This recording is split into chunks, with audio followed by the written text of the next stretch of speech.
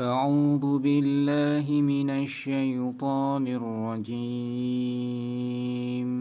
بسم الله الرحمن الرحيم. Kita bersyukur kepada Allah Subhanahu wa taala atas segala nikmat dan karunia-Nya. Kembali Allah pertemukan kita di kesempatan malam hari yang mulia ini. Mari kita lanjutkan pelajaran kita mempelajari kitab Arba'in Nawawiyah. Pembahasan kita masih dalam penjelasan tentang hadis yang ke-35. Iya. Hadis yang dibawakan oleh Al-Imam Nawawi rahimahullah dari Abu Hurairah radhiyallahu taala anhu. Nabi SAW bersabda, "Man nafasa an mu'minin qurbatan min qurabid dunya, nafasallahu anhu qurbatan min qurabi yaumil qiyamah. Wa man yassara ala muhsirin, yassarallahu alaihi fid dunya wal akhirah." Siapa yang melapangkan suatu kesempitan dari kesempitan-kesempitan dunia seorang mukmin, Allah akan lapangkan baginya satu kesempitan dari kesempitan yaumul qiyamah.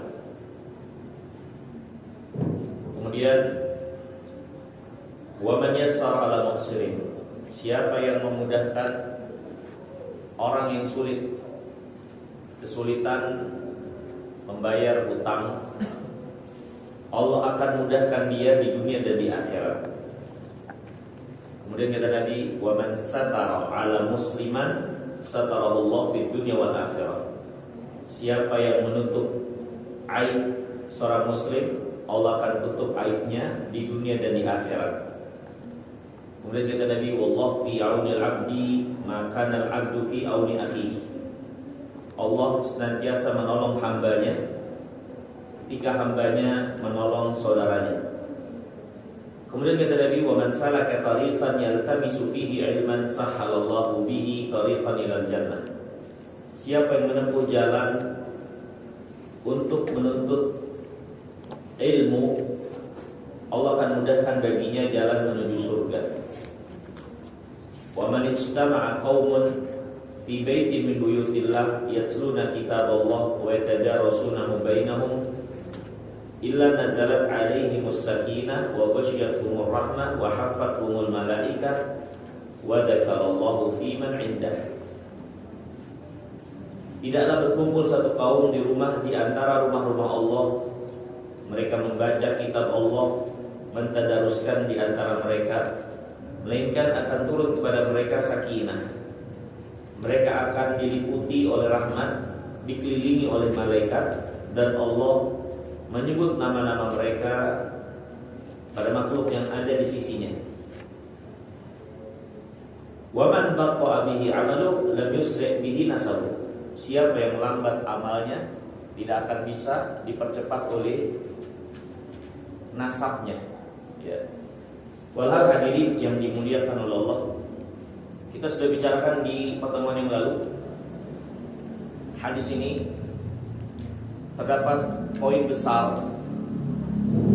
yang menjelaskan kepada kita sekalian jalan keselamatan di dunia dan di akhirat, yang membawa pada kebaikan dan keselamatan dunia akhirat. Ya. Yang pertama adalah berbuat ihsan kepada kaum muslimin. Dan sesungguhnya Allah akan memperlakukan hambanya sebagaimana perlakuan dia kepada hamba-hamba Allah yang lainnya, khususnya dari orang-orang beriman. Ya, maka berbuat ihsan kepada kaum muslimin adalah sebab besar Allah Subhanahu wa taala memberikan keselamatan bagi seseorang. Ya. Dan Nabi kita yang mulia alaihi wasallam sendiri dalam hadis yang lain menjelaskan bahwasanya amal yang paling utama Di antaranya kebahagiaan yang kau berikan, yang kau jadikan pada hati orang beriman. Dalam hadis ini seorang meluaskan kesempitan. Kesempitan ini apa yang menyempitkan hatinya? Dari kesedihan, kekhawatiran, ya, tekanan yang dirasakan oleh hati, kemudian dia lapangkan, luaskan. Maka ini memasukkan kegembiraan pada hati yang berada pada kesempitan itu. Maka Allah akan selamatkan dia dari satu kesulitan di antara kesulitan-kesulitan yaumul qiyamah. Siapa yang melapangkan, memudahkan orang yang terlilit hutang, ya, apalagi sampai mengikhlaskannya atau membebaskannya, maka ini tentunya adalah kelegaan yang dia berikan kepada hati orang yang terlilit hutang ini. Maka Allah akan mudahkan dia dunia akhirat, ya. Kemudian Nabi SAW juga menjelaskan siapa yang menutup aib seorang muslim, ya. Tentunya menutup aib seorang muslim adalah menjaga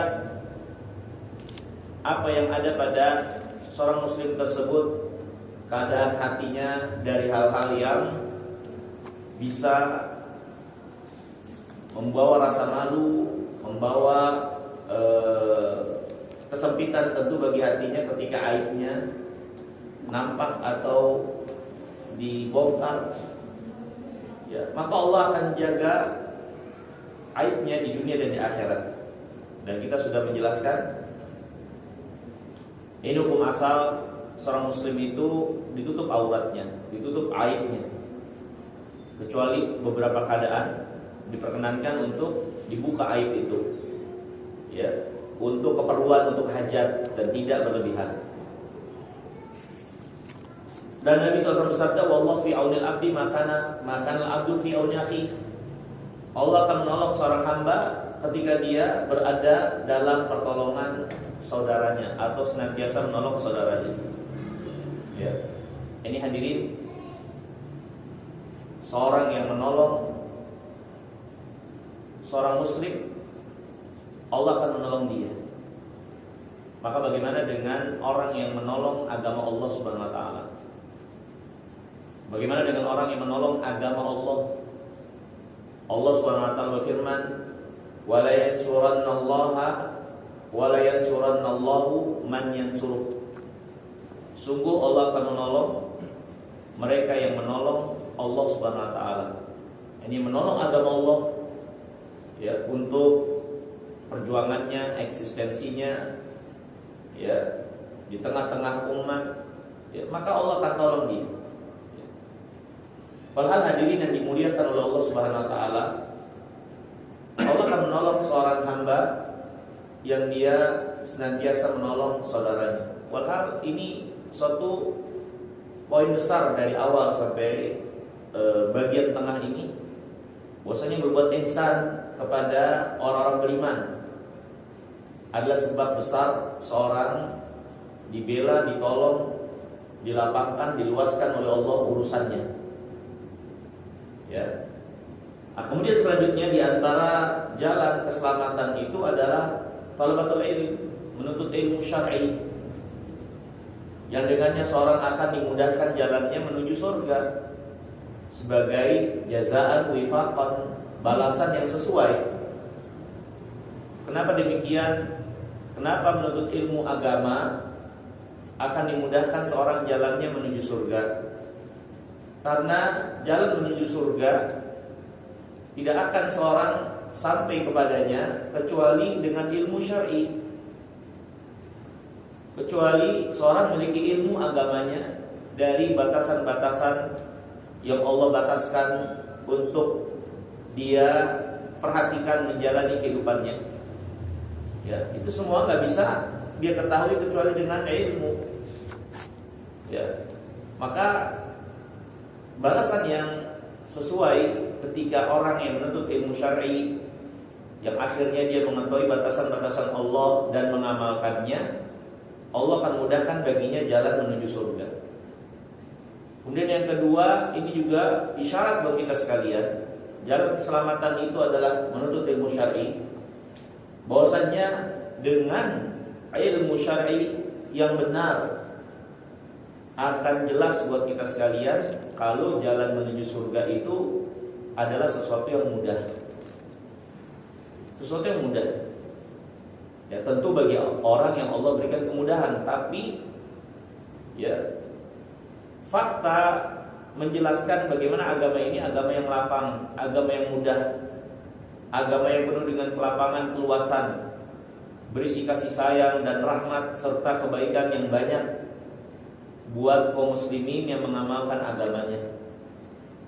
Ya. Dan itu hanya bisa diketahui kalau seorang memiliki ilmu agama dengan baik. Ya.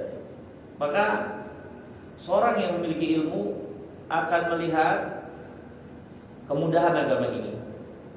Seorang yang memiliki ilmu akan menjadi mudah baginya jalan menuju surga. Ya, akan mudah baginya jalan menuju surga. Ya. Karena tentunya agama ini agama yang mudah. Ya, dan agama ini sebab seorang Allah sampaikan ke dalam surga. Ya. Maka hadirin yang dirahmati dan dimuliakan Allah, bagi mereka yang menjauh dari agama ini karena menganggap agama ini suatu keberatan, kemungkinan besarnya orang tersebut tidak memiliki pengetahuan yang benar tentang agama ini. Ya. Siapa yang memandang agama Islam ini sebagai satu keberatan untuk diamalkan, untuk dijaga komitmen, konsistensinya, pengamalannya, dan dia merasa berat, berarti pengetahuan tentang agamanya itu kurang, sangat kurang. Ya. Karena siapa yang memiliki ilmu agama yang cukup untuk apa yang Allah Subhanahu wa taala bebankan kewajibannya buat dia, mudah agama ini. Mudah agama ini. Makanya siapa yang menuntut ilmu syar'i, Allah akan mudahkan jalannya menuju surga. Karena agama ini berisi kemudahan, Ya. Maka sekali lagi ini syarat yang menunjukkan kita sekalian, ya, hanya dengan ilmu yang benar seorang akhirnya bisa memahami agama ini dengan baik dan benar. Ya, di antara pemahaman yang benar tentang agama ini adalah melihat agama ini adalah satu anugerah, satu rahmat, kemudahan yang Allah jadikan buat kita sekalian yang membawa kepada jalan keselamatan. Ya. Kemudian hadirin yang dirahmati dan dimuliakan oleh Allah Subhanahu wa taala, di bagian akhir dari hadis ini penjelasan, ya, sebagai peringatan dari Nabi yang mulia alaihi wasallam, akhirnya ilmu itu menjadi suatu kebaikan, manfaat yang memokokkan seseorang jika diamalkan. Ya, jika diamalkan. Barang siapa yang lambat amalnya, nasabnya tidak akan bisa mempercepatnya. Maka beramal dari ilmu yang diketahui sebesar-besar sebab Allah Subhanahu wa taala kokohkan, ya, seseorang pijakannya di dalam kebaikan. Ya. Ini hadirin yang dirahmati dan dimuliakan Allah, walhal ini hadis yang mulia ini. Dan kita sudah membahas bagian awal sampai tengah hadis ini, ya, dari penjelasan Syekh Nazim Sultan rahimahullahu taala. Ya. Kemudian selanjutnya kata Nabi yang mulia alaihi wasallam, ya, man salaka tariqan yaltamisu fihi ilman sahhalallahu lahu bihi tariqan ilal jannah. Siapa yang menempuh jalan untuk menuntut ilmu din, Allah akan mudahkan baginya jalan menuju surga. Ya. Di sini terdapat poin yang juga penting untuk kita cermati. Nabi SAW bersabda, "Man salaka tariqan yaltamis." siapa yang menempuh jalan ya dalam rangka iltimas, berasal dari kata lams yang berarti sentuhan rabaan. Sentuhan rabaan, lams. Ya. Allah berfirman, "Aula mastumun nisa," atau kalian menyentuh wanita. Walam tajidu ma'an, dan kalian tidak mendapatkan air. Ya. Fatayammamu sa'idan thayyiba, maka tayamumlah dengan sa'id yang baik. Lams asal katanya secara bahasa adalah sentuhan. Rabaan, sentuhan. Ya. Menarik buat kita sekalian, siapa yang berjalan yaltamis ilman, ya, meraba, menyentuh untuk ilmu, menunjukkan kepada kita sekalian, kata para ulama, menuntut ilmu diperlukan kelembutan, kesabaran, ya, kelembutan, kesabaran, ya, dan tahapan-tahapan. Dan bisa ilmu itu didapatkan ya dengan tergesa-gesa, dengan instan, apalagi ilmu din. Ya, makanya hadirin yang dirahmati dan dimuliakan oleh Allah Subhanahu wa taala, ya, ilmu itu untuk dicari dengan penuh kesabaran dan waktu yang panjang, sehingga dia membentuk karakter, sehingga dia menjadi pokok yang terpatri dalam diri, ya, sehingga seorang memiliki cahaya untuk setiap langkah dalam kehidupannya. Ya, maka menuntut ilmu itu dengan kelembutan, dengan kesabaran, ya, tidak tergesa-gesa, ya, tidak terburu-buru, dan tidak akan dicapai dengan instan. Ya. Kemudian hadirin yang dirahmati dan dimuliakan oleh Allah Subhanahu wa taala, sabda Nabi juga, man salak, siapa yang berjalan satu perjalanan, ya, siapa yang menempuh jalan di perjalanan. Jadi ini menunjukkan kita sekalian untuk adanya usaha yang dilakukan dalam rangka mencari ilmu. Ya, dahulu orang soleh terdahulu, ya, mereka untuk ilmu ini bahkan sampai safar berbulan-bulan. Untuk bisa mendengar satu hadis, mereka harus safar berbulan-bulan, dan itu tidak mereka anggap sebagai suatu yang berlebihan. Ya. Karena mereka adalah orang-orang yang sangat memuliakan ilmu. Ya. Ini hadirin yang dirahmati dan dimuliakan Allah Subhanahu wa taala. Mari kita perhatikan apa yang dijelaskan di sini oleh Syekh Nazim Sultan rahimahullahu taala. Beliau mengatakan, qauluhu sallallahu wa man salaka tariqan yaltamis fihi ilman sahalallahu bihi tariqan ilal jannah qad yakunul murad as-suluk al-haqiqi lit-tariq wa wal masyu bima hayya Allah lana min wasail ila majalisil ulama. Bisa jadi yang dimaksud salak, perjalanan di sini adalah perjalanan yang hakiki. Perjalanan hakiki yang dimaksud, ya, dengan apa yang Allah mudahkan dari segala fasilitas sarana untuk datang ke majelis para ulama, ya. Waqad yakunu sulukut thariq al-ma'nawi al-muaddi li husulil ilm mithlu hifdhihi wa mudarasatihi wa mudzakaratihi wa mutala'atihi wa kitabatihi wa tafahum lahu wa nahwa dzalika min at-turuq. Ya, jalan di sini, ya, bisa bermakna tadi jalan yang hakiki. Ya, dia jalan, menempuh jalan perjalanan, ya, entah dia naik motor atau jalan kaki dan seterusnya. Ya, ini yang dimaksud, ya, menuju majelis-majelis ilmu. Bisa juga jalan di sini yang dimaksud adalah jalan maknawi. Ini segala jalan yang membawa seseorang untuk bisa menghasilkan ilmu. Contohnya apa? Menulis, membaca, ya, murojaah, ya, mutolaah, ya, walhal ini masuk di dalamnya secara maknawi. Seorang bertanya, ya, untuk satu hukum dari din, ya, masuk dalam makna tariq, menempuh jalan di sini dari sisi secara maknawi.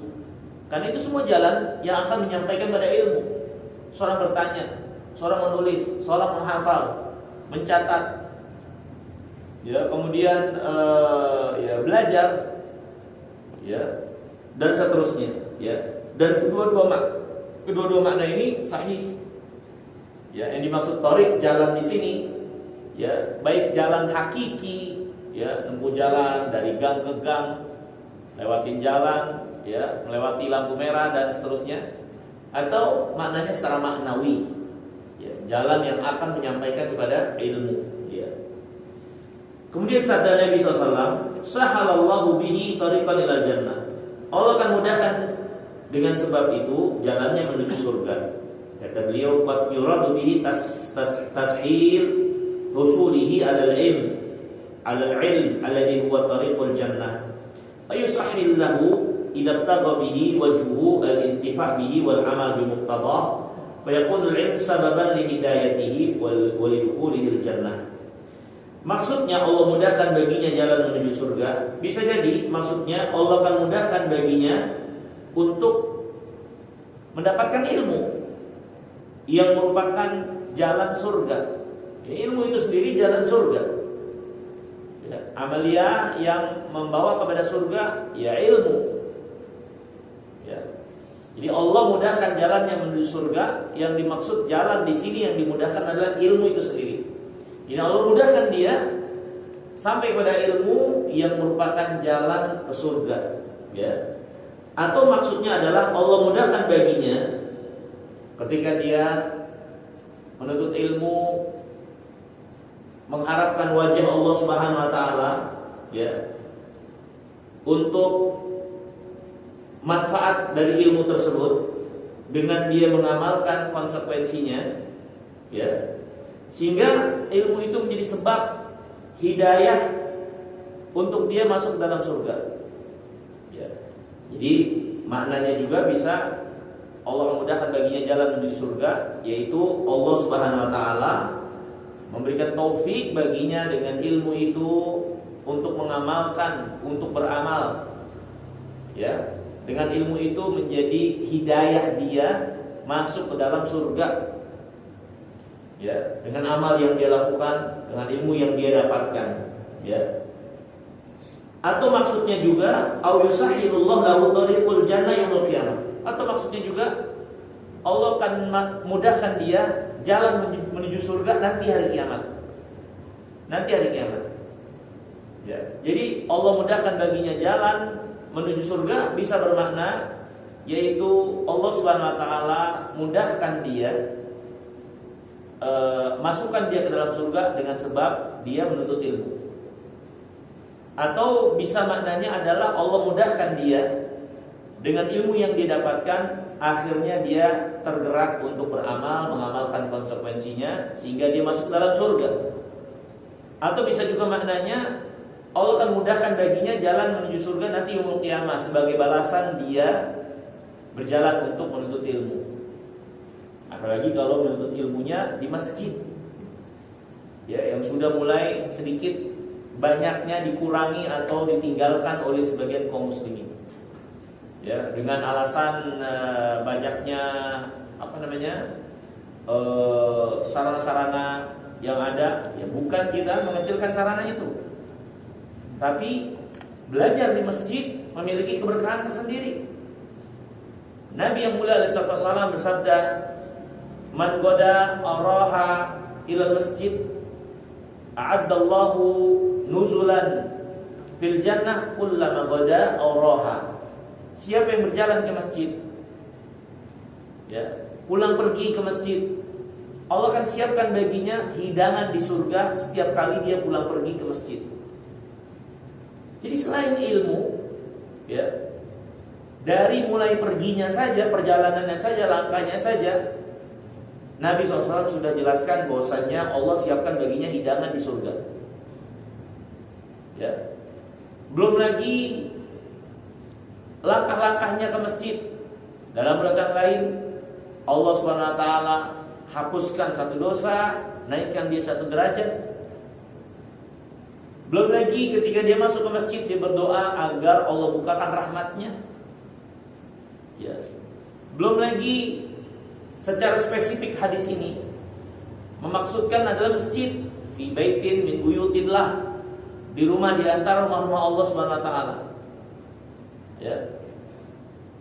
Di mana Nabi SAW mengatakan sebaik-baik permukaan bumi yang Allah cintai adalah masjid. Masjid. Ya. Dan lain-lain keutamaan keberkahan daripada masjid. Ya. Maka hadirin yang dirahmati dan dimuliakan oleh Allah Subhanahu wa taala, ya. Walhal belajar menuntut ilmu, ya, itu adalah suatu amal besar yang Allah Subhanahu wa taala balas dengan surga, ya, terutama ketika ditambah lagi, apalagi kalau ditambah dengan sejumlah keutamaan yang lainnya seperti belajar di masjid. Ya. Kemudian hadirin yang dirahmati dan dimuliakan oleh Allah Subhanahu wa taala. Al-Imam Syafi'i rahimahullah dalam sebuah syairnya menjelaskan ilmu agama apa yang harusnya menjadi fokus yang bermanfaat bagi orang yang mempelajarinya. Kata Imam Syafi'i, kulul ulum siwal Quran musghilah ilal hadis wa ilmul fiqh fid din. Al-ilm ma kana fihi qala haddatsana wa ma siwa dzak wiswasus syayatin. Setiap ilmu selain Al-Quran itu menyibukkan hati, ya, kecuali ilmu hadis dan ilmu fikih dalam agama. Ilmu yang di dalamnya dijelaskan haddatsana, telah menceritakan kepada kami nabi kami, ya. Adapun selain dari itu, maka itu adalah waswas syaitan yang memalingkan dan menjauhkan seorang dari agamanya, dari Allah Subhanahu wa taala, ya. Dari perkataan Al-Imam Syafi'i ini menunjukkan kita sekalian, Al-Quran diantara sebesar-besar untuk kita beri perhatian, untuk memahaminya, mempelajarinya, ya. Makanya ya, kalau pelajaran ini selesai, ya, kita harap kita belajar belajar Al-Quran dari juz amma, ya, tafsir para ulama, ya, untuk kita pelajari, ya, karena penting bagi kita sekalian, ya, Al-Quran untuk tidak kita lewatkan, memahami, mengerti petunjuk apa yang ada di dalamnya. Kitab itu diturunkan sebagai hidayah, ya, tentunya dia menjadi sumber utama untuk kita ambil kebaikan darinya, dari ilmu ini, ya. Kemudian hadirin dirahmati dan dimuliakan oleh Allah Subhanahu wa taala.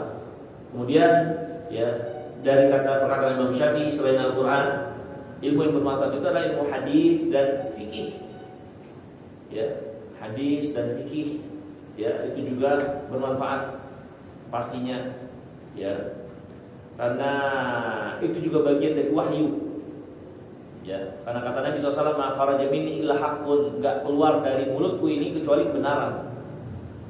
Dan fikih adalah bagaimana kita memahami apa yang menjadi hukum-hukum yang Allah bebankan buat kita sekalian, dari petunjuk yang datang dari Al-Quran, dari hadis Nabi yang mulia alaihi wasallam. Maka itu kepentingan kita dalam hidup, ya. Allah hidupkan kita untuk beribadah. Bagaimana kita bisa beribadah? Allah Subhanahu wa taala telah turunkan bagi kita sekalian petunjuknya dari Al-Quran dan hadis Nabi SAW.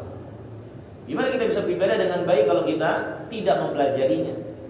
Tidak mempelajari Al-Quran, tidak mempelajari hadis, tidak mempelajari hukum, ya, yang datang keterangan sumbernya dari Alkitab dan Sunnah ini, dan itu fikih, ya. Kemudian hadirin yang dirahmati dan dimuliakan oleh Allah Subhanahu wa taala, di sini dijelaskan juga oleh Syekh Nazim Sultan, fal wajib ala talibil ilm, wajib atas setiap penuntut ilmu terkait kitabullah beberapa hal berikut ini. Ini kewajiban bagi para penuntut ilmu, ya, terkait Al-Quran. Berikut poin-poin yang wajib atas penuntut ilmu untuk perhatikan terkait Al-Quran. Yang pertama, an yajtahid ala itqan qiraatih. Hendaknya dia bersungguh-sungguh untuk bisa membacanya dengan baik. Ya. Maka tentu suatu kekurangan kita, ya, kaum muslimin membaca Al-Quran tidak baik. Ya, paling enggak ya kita mungkin enggak sampai pada suara yang bagus. Ya, suara kita biasa aja, tapi paling enggak bacanya itu baik lah. Ya. Dan menekuni dalam membacanya. Ya. Hatta la yaqa bil lahan wa hatta yura'i qawaid at-tajwid athna qiraatih. Ya. Sampai hingga dia tidak terjatuh dalam lahan, kekeliruan, kesalahan dalam membaca Al-Quran, ya, yang membawa kepada kesalahan fatal, merubah arti, ya, merubah makna. Jangan sampai seperti itu. Maka usaha. Memang lidah kita bukan lidah Arab, ya, tapi ketika kita mengusahakan, ya, insya Allah bisa, ya, insya Allah bisa. Dan bagi orang yang berusaha menekuni baca Al-Quran itu dengan baik, walaupun masih terbata-bata, keliru dan salah, baginya 2 pahala. Pahala kesungguhan dia untuk berusaha, yang pertama. Yang kedua, pahala baca Al-Quran itu sendiri. Ya. Kemudian yang kedua, kata Syekh Nazim Sultan, kewajiban kita menuntut ilmu terkait kitabullah an yahfaz ma yastati' min. Ya. Berusaha untuk menghafalkan apa yang kita sanggup. Ya. Apa yang kita bisa, apa yang kita sanggup, berusaha dihafalin. Ya, paling enggak hafalan yang udah pernah ada, ya dijaga paling tidak. Ya. Karena menghafal kitab Allah ini keutamaan yang besar di sisi Allah Subhanahu wa taala, ya, bagi orang yang bisa menghafalnya. Kita mungkin enggak sampai kayak jadi hafiz yang ya paling enggak usaha aja. Ya, apalagi banyak waktu luang, ya, untuk kita isi dengan membaca dan berusaha untuk bisa menghafalnya. Ya. Kemudian yang ketiga, an yabdul ma fi wus'ihi li fahmi ma'ani wa yahtadi bidzalika bi tariqi salafil ummah. Yang ketiga itu berusaha keras untuk bisa memahami apa yang menjadi petunjuk hidayah dan makna yang Allah sebutkan di dalam Al-Quran. Ya, tentu dengan pemahaman yang benar dari apa yang diwariskan oleh para ulama salaf terdahulu. Ya.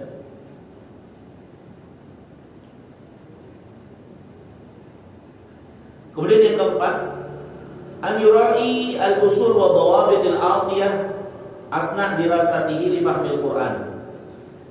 Hendaknya seorang itu terkait Al-Quran memperhatikan usul. Ya, apa ya istilahnya, ketentuan-ketentuan dasar, ya, di tengah mempelajari Al-Quran. Atau ketika dia mempelajari Al-Quran, hendaknya dia mengetahui, ya, aturan dasar dalam mentafsirkan atau memahami Al-Quran. Ya.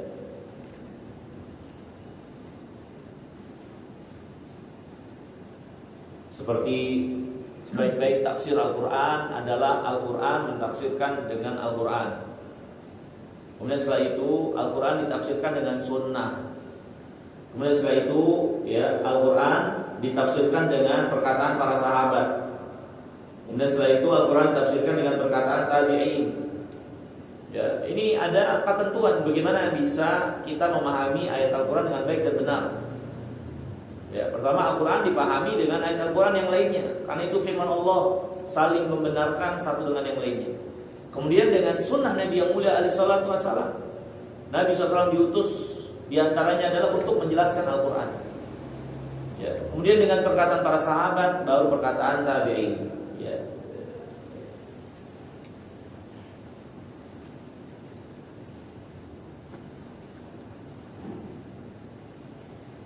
hadirin yang dirahmati dan dimuliakan Allah, di antara yang penting untuk diperhatikan juga oleh para penuntut ilmu adalah sunnah Nabi yang mulia alaihi wasallam. Ya, nah untuk sunnah Nabi SAW juga di sini dinasihati oleh Syekh Nazil Sultan beberapa poin untuk diperhatikan. Yang pertama yaitu seorang terkait apa yang disandarkan kepada Nabi. Yang pertama untuk memastikan itu adalah sahih. Gimana caranya? Ya, kita kalau orang awam, paling enggak kita mengambil hadis atau sunnah Nabi SAW dari orang yang amanah untuk menyampaikan apa yang sahih dari Nabi yang mulia alaihi wasallam. Ya, bukan dari orang sembarangan. Ya, di zaman kita banyak orang-orang yang tampil menjelaskan ini itu, menyandarkan pada agama, menyandarkan pada Nabi. Walhal nggak ada asal usulnya, nggak ada keterangannya, atau itu adalah keterangan yang dhaif. Ya, maka bagi penuntut ilmu memastikan yang mereka serap, yang mereka dengar dari sunnah Nabi SAW itu benar sahih. Kalau kita sebagai orang awam, ya paling enggak ya kita mencari ya atau memilih mereka yang amanah untuk menyampaikan dan mengajarkan sunnah Nabi SAW ini. Kemudian yang kedua, ya dinasihati juga di sini oleh Syekh Nazil Sultan seorang untuk menghafal apa yang dia mampu dari Sahih Bukhari dan Muslim. Ya, menghafalkan hadis Nabi SAW ini juga suatu kemuliaan dan suatu keutamaan. Ya, tapi ya paling enggak diusahakan. Ada hadis Nabi yang dia tahu, terutama terkait kewajiban yang Allah wajibkan buat dia untuk dia laksanakan. Dia tahu dasarnya dari ayat Al-Quran atau dari hadis Nabi SAW. Ya, kalau dia nggak menghafalnya, paling dia tidak dia ingat ya apa yang sudah diajarkan. Ya. Kemudian yang ketiga, ya berusaha untuk memahami hadis dengan pemahaman yang benar dari penjelasan para ulama tentunya. Ya, dari syarah-syarah hadis para ulama ya terkait sabda Nabi SAW atau apa yang disandarkan kepada Nabi SAW. Kemudian yang keempat yaitu tentu mengamalkan apa yang dia dapatkan dari hadis Nabi SAW, ketika itu perintah dilaksanakan, ketika itu larangan untuk ditinggalkan. Ya. Kemudian hadirin yang dirahmati dan dimuliakan oleh Allah Subhanahu Wa Taala,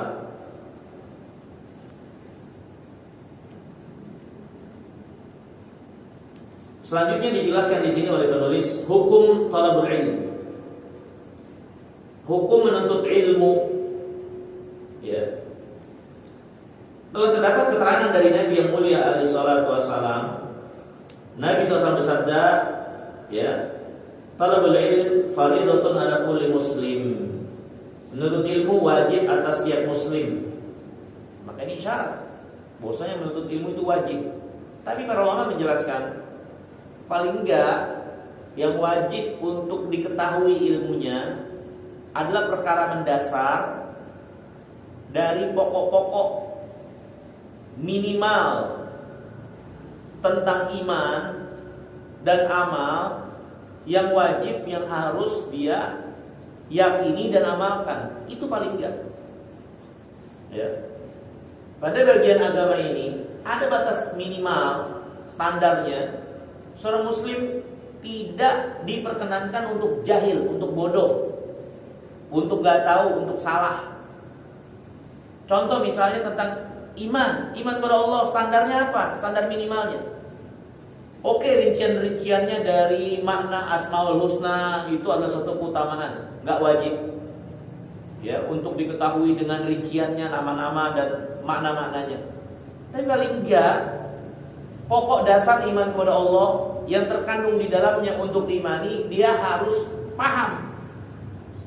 Yaitu keesaan Allah dalam rububiyah, dalam uluhiyah, dalam nama dan sifatnya. Dasarnya paling enggak. Iman pada malaikat. Gimana standar iman kepada malaikat?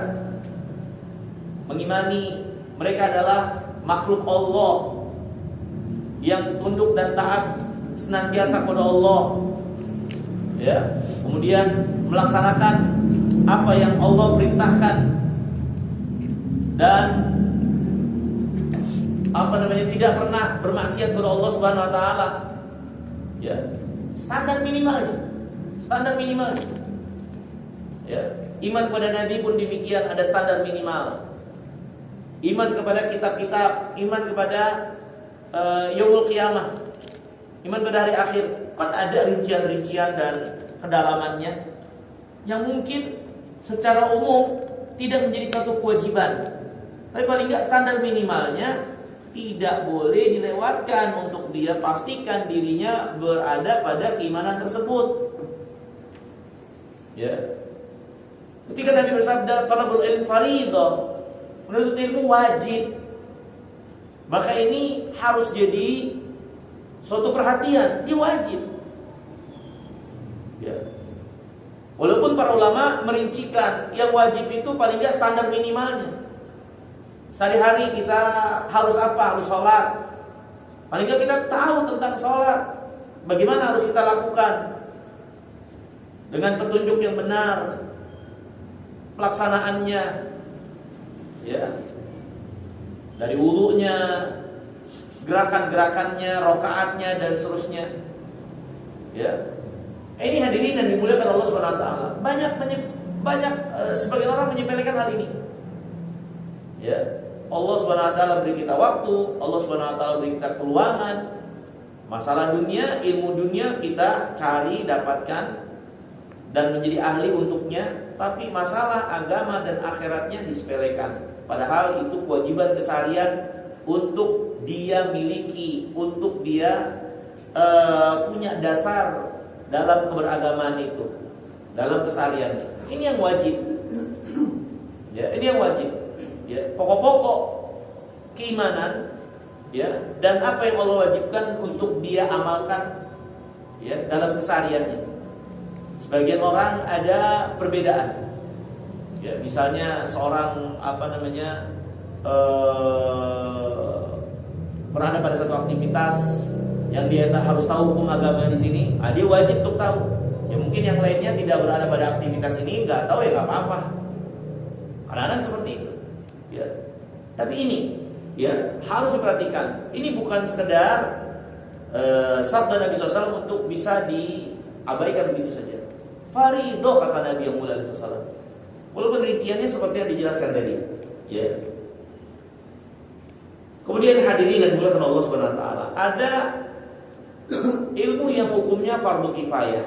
Nah, fardu kifayah ini tentu terkait hukum-hukum yang juga sifatnya fardu kifayah. Ya. Kalau sudah ada sebagian kaum muslimin yang mencukupi pengetahuan ilmunya untuk kewajiban yang kita semua rata, ya, bebannya, tapi kalau sudah ada yang mencukupi, yang lainnya gugur. Misalnya tentang masalah pengurusan jenazah, ini fardu kifayah. Kalau sudah ada yang mengetahui cukup, ya, untuk hal tersebut, kepentingan kaum muslimin, ya sudah. Ini fardu kifayah, ya. Kemudian ada yang menuntut ilmu itu ilmu yang hukumnya mustahab, yang disukai. Nah, ini tentang rincian-rincian dan juga detail serta orang-orang yang berkecimpung di dalamnya untuk menjaga kelestarian agama ini. Nah, ini hukumnya mustahab, ya, yang disukai, ya, terutama tentang rincian-rincian dari amalan-amalan sunat atau yang lainnya. Ini mustahab, ya.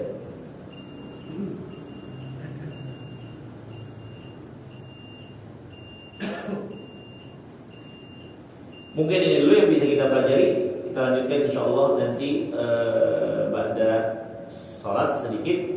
Semoga yang sedikit ini bermanfaat. Aku qouli hadza wa astaghfirullah li wa lakum wa asyhadu da'wana alhamdulillahirabbil alamin. Assalamualaikum warahmatullahi wabarakatuh. Ta'abihi amalu lam yusri bihi nasabu. Siapa yang lambat amalnya tidak bisa dipercepat oleh nasabnya. Maka berkata al-Imam An-Nawawi rahimahullah, man kana amaluhu naqisan lam yalhaqhu aw lam yulhiqhu bi martabati ashabil a'mal fa yanbaghi alla yattaqil ala syarafin nasab wa fadilatil aba wa yuksir fil amal wa yashhad lidzalika qauluhu jalla wa ala wa likullin darajat mimma amilu. Kata Imam An-Nawawi, beliau mengatakan siapa yang amalnya kurang maka tidak akan bisa mengikuti tingkatan orang-orang yang beramal. Ya, maka wajib bagi seorang itu untuk tidak bersandar semata kepada nasab atau keutamaan leluhurnya, sedangkan amalnya itu adalah kurang. Di antara yang menjadi saksi, ya, terkait hal ini adalah firman Allah, walikullin darajat mimma amilu. Masing-masing itu mendapatkan tingkatan derajat sesuai dengan amal yang mereka lakukan. Ya. Maka hadis ini jelas, ya, memberikan pelajaran bagi kita sekalian. Akhirnya yang menjadikan seorang mulia di sisi Allah Subhanahu wa taala adalah amal salehnya, kebaikannya, ya, agamanya, imannya, yang juga bagian daripada amal. Karena kalau disebut amal di sini berarti adalah amal hati dan juga amal anggota badan. Karena hati itu juga beramal, bahkan pokok amal itu adalah amalan hati. Ya. Nah, hadirin yang dirahmati dan dimuliakan Allah, selain hadis ini menjelaskan bagi kita sekalian akan pentingnya amal, ya, baik itu amalan hati atau amalan anggota badan yang menjadi bagian agama kita yang menentukan kemuliaan seseorang di sisi Allah. Hadis ini juga memberikan pelajaran hendaknya seorang tidak tertipu, ya, tidak tertipu dengan apa yang ada menjadi keadaan dirinya dari kemuliaan-kemuliaan dunia. Kemuliaan-kemuliaan dunia, ya, dari hubungan, dari kepemilikan, kedekatan dan seterusnya, janganlah membuat dia tertipu kalau itu tidak dibarengi dengan kebaikan amal.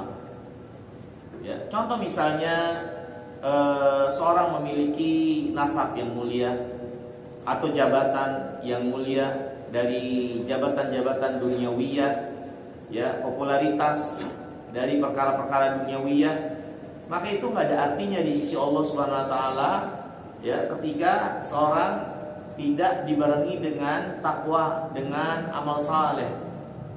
Ya, dengan amal saleh, ya. Dan seorang jangan tertipu dengan pencapaian-pencapaian dunia seperti itu dari hubungan, ikatan, ya, kedekatan dan seterusnya.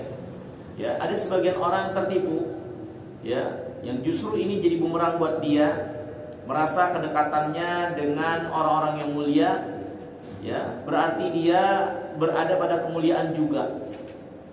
Ya, dekat dengan nasabnya dengan Nabi SAW misalnya, atau dekat dengan ustadz, ya, atau biasa duduk bareng ustadz, ya, maka merasa hanya dengan itu berarti dia terbawa kemuliaannya di sisi Allah. Enggak. Nabi kita yang mulia alaihi salatu wassalam berkata kepada keluarganya, berkata kepada anaknya Fatimah, ya, Allah berfirman, perintahkan kepada Nabi, wa anzir ashiratakal aqrabin, peringatkan, ingatkan kerabat-kerabatmu yang dekat. Nabi SAW bersabda, ya Fatimah binti Muhammad, salini min mali ma syi'ti la ugni anki min Allahi syai'a. Wahai Fatimah, silahkan minta bagian harta dunia dariku yang kau mau, tapi aku tidak bermanfaat buatmu di sisi Allah sedikit pun juga. Nah, ini jangan kau tertipu dengan kedudukanmu sebagai anak seorang Nabi. Kalau engkau gak beramal, maka aku pun bapakmu tidak bisa menolongmu di sisi Allah sedikit pun juga. Ini untuk kedekatan nasab kepada orang yang paling mulia. Gimana kalau hanya dekat dengan ustaz? Ya, dan ada sebagian orang yang tertipu untuk itu. Ya, merasa dia circle-nya, circle ustaz-ustaz dan seterusnya, kemudian dia sendiri terlambat amalnya, maka keadaannya itu tidak bisa mempercepat dan meninggikan derajatnya di sisi Allah Subhanahu wa taala. Jangankan dia yang hanya kedekatannya dengan orang-orang saleh biasa. Fatimah kurang apa dekatnya dengan Nabi SAW? Dia darah dagingnya. Tetap Nabi SAW tidak bermanfaat untuk Fatimah kalau dia tidak beramal, kalau dia tidak beramal saleh, tidak beriman sebagaimana mestinya yang diajarkan oleh Nabi yang mulia alaihi salatu wasallam. Maka jangan tertipu dengan apapun yang menjadi pencapaian dunia yang membawa seorang dengan pencapaian itu sebagai orang yang mulia, entah nasab, entah kedudukan, entah jabatan, popularitas atau harta yang dan seterusnya. Kalau itu tidak didasari atas dasar amal yang benar, tidak akan bermanfaat di sisi Allah. Nabi bersabda, "Man batta'a bihi amalu lam yusrik bihi nasabu." Siapa yang lambat amalnya, nasabnya tidak akan bisa mempercepat dia. Allah Subhanahu wa taala firman, "Wa nufikha fis sur fala ansaba yawma idzin wa la yatasaalun." Ingatlah pada hari nanti ditiupkan sangkakala, maka pertalian nasab gak lagi bermanfaat, bahkan gak saling tanya. Yawma yafirul mar'u min akhi wa ummihi wa abihi wa sahibatihi wa bani. Ingatlah pada hari nanti seorang akan lari ya dari saudaranya, dari bapaknya, dari ibunya, ya, dari kerabat-kerabatnya, sahabatnya. Masing-masing punya urusan tanggung jawab untuk dia pertanggungjawabkan di hadapan Allah Subhanahu wa taala dari amal yang Allah bebankan, ya, untuk dia pertanggungjawabkan kepada Allah Subhanahu wa taala. Maka hadirin yang dimuliakan oleh Allah Subhanahu wa taala, ya, di bagian akhir Nabi SAW mengingatkan, ya, untuk kita memperhatikan amal yang kita amalkan terkait agama ini yang Allah bebankan. Jangan tertipu dengan apapun dari pencapaian-pencapaian dan hubungan duniawiyah, karena itu nggak akan ada guna di sisi Allah Subhanahu wa taala kalau kitanya tidak mempertanggungjawabkan apa yang Allah bebankan kepada kita sekalian. Mungkin ini yang bisa kita pelajari. Ya, insya Allah kita lanjutkan di kesempatan yang akan datang. Hadis yang ke-37, ya, hadis penjelasan tentang pencatatan kebaikan dan keburukan. Bagaimana ketentuan pencatatannya tersebut? Kembali hadis ini menjelaskan kepada kita sekalian kemurahan Allah Subhanahu wa taala kepada umat Islam, kepada umat Muhammad sallallahu alaihi wasallam. Insyaallah pada kesempatan yang Allah mudahkan buat kita sekalian. Selanjutnya kalau ada yang ingin ditanyakan mungkin dipersilakan. Bin soal. Ada yang mau tanya? Ya.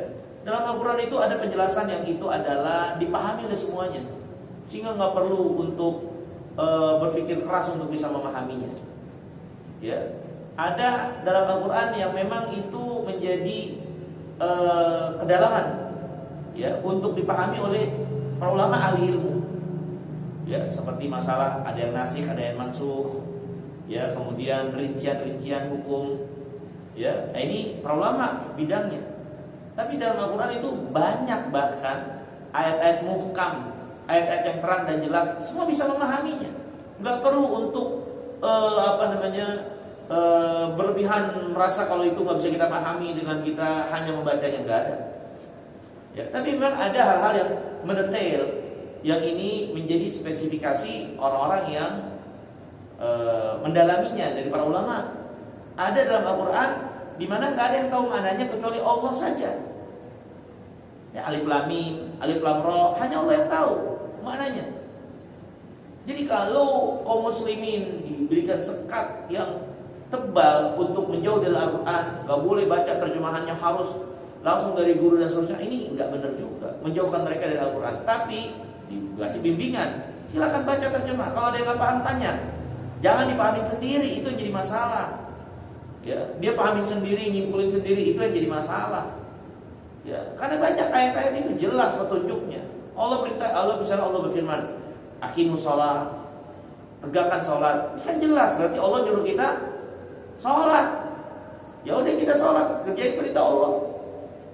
Kan begitu. Allah jelaskan tentang neraka, Allah jelaskan tentang surga, kan jelas.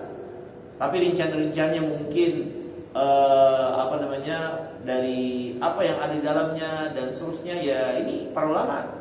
Ya, tapi Al-Quran itu petunjuk, bukan untuk membingungkan. Jadi baca terjemahnya nggak ada masalah. Tapi jangan dipahami sendiri untuk hal-hal yang kita rumit, tanya. Ya, tanya lagi. Ya. Nah, jadi Al-Quran itu ada yang dipahami oleh keseluruhan kaum muslimin, itu mudah dan itu banyak. Ada yang ini menjadi spesifikasi orang-orang yang mendalaminya dari para ulama. Ada dalam Al-Quran yang itu hanya Allah yang tahu. Nah sekarang kalau orang awam atau orang baca terjemah begitu saja nggak boleh, ya karena nanti salah paham, ya berarti karena takut salah dalam memahaminya, maka ulama juga nggak boleh dong. Karena di situ juga ada hanya Allah yang tahu maknanya. Ntar mereka salah juga. Maka seorang masing-masing itu mengetahui apa yang menjadi batasan dirinya, ya minta petunjuk pada Allah SWT, dan dia lakukan apa yang menjadi kemudahan yang bisa dilakukan. Adapun menjauhkan manusia dari Al-Quran dengan mempertakuti seperti itu, saya kira ini bukan suatu kebaikan ya buat umat ini. Wallahu ta'ala jalla wa ala wa ala. Ya, orang Allah SWT takdirkan berasal dari keturunan yang baik, yang saleh, bersyukur pada Allah SWT, bersyukur pada Allah, ya. Tapi si orang itu loh, kita bicara si orang itu, ya, seorang itu jangan dia tertipu dengan keadaannya sebagai keturunan orang saleh, ya, karena dia nanti di yaumul qiyamah nggak bisa bawa nama bapaknya, bawa nama leluhurnya. Ya, lihat dalam Al-Quran sejumlah hubungan Allah sebutkan bagaimana pertalian di hadapan Allah nanti. Ya, contoh misalnya hubungan Nabiullah Nuh sama anaknya. Nuh seorang nabi, bisa bela anaknya itu? Gak bisa. Kenapa? Ya anaknya beda jalan dengan Nabiullah Nuh. Dia ikut menjadi orang-orang yang tenggelam. Itu sama anak. Ibrahim sama bapaknya. Ya, apa Ibrahim bisa menolong bapaknya itu? Gak bisa. Bapaknya itu tokoh yang buat patung bahkan.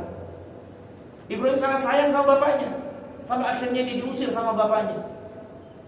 Sampai dia mengatakan, "Sa'astaghfirulaka Rabbi."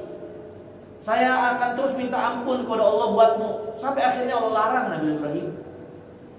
Dia juga gak bisa nolong bapaknya Ibrahim. Ya. Nabi Lut, istrinya membangkang, ikut ke dalam orang-orang yang Allah binasakan istri Nabi Lut. Nabi Lut bisa nolong istrinya? Nggak bisa. Ini pertalian hubungan suami istri. Ya, seorang suami yang baik nggak bisa nolong istrinya yang durhaka. Seorang istri yang salehah, Asia, suaminya siapa? Firaun. Dia bisa nolong suaminya Firaun? Nggak bisa. Padahal Asia itu, kata Nabi SAW, adalah di antara pemimpin wanita penghuni surga. Asia nggak bisa tolong. Ini kan penjelasan, itu pertalian kedekatan semua tuh. Bapak dengan anak, anak dengan bapak, suami sama istri, istri dengan suami. Ya, nggak bisa saling tolong.